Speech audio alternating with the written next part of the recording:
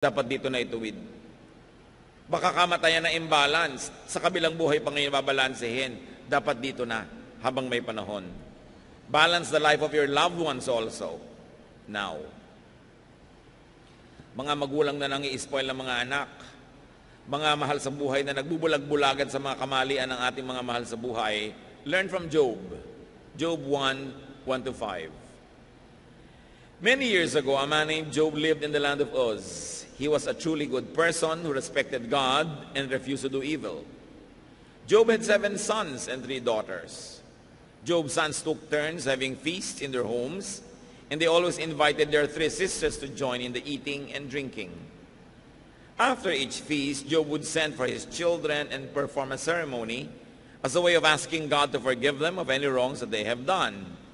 He would get up early in the next morning and offer a sacrifice for each of them, just in case they had sinned or silently cursed God.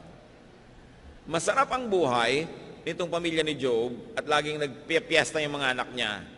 Pero pagkatapos sila mag-party, papatawag lahat ni Job, susuriin, o baka umabuso kayo. Baka sa sarap ng nararanasan nyo, nakalimutan nyo Diyos. Baka na-offend nyo ang Diyos. Baka nagalit nyo siya, baka may nagawa kayong mali. At umagang-umaga pa lang si Job ay magbibigay ng mga offerings para sa mga posibleng naging kamalian ng kanyang mga anak. Ganon ang ginagawa ng matitinong magulang. Nire-review ang mga anak kung nagkamali. At kahit ang pinagkamalian nila ay napakaliit na tao, somebody way beneath their social status, good parents will correct that and they will make offerings. So kung ang offering na ito ay ginagawa ni Job sa Diyos, kung alam mo ang anak mo nagkasala sa kapwa-tao, edi dun sa kapwa-tao ka magbayad. Doon ka magbigay ng iyong offering. Kailangan hindi tayo mga konsentidor. Kailangan marunong tayo magtuwid ng mga kamalian ng ating mga mahal sa buhay.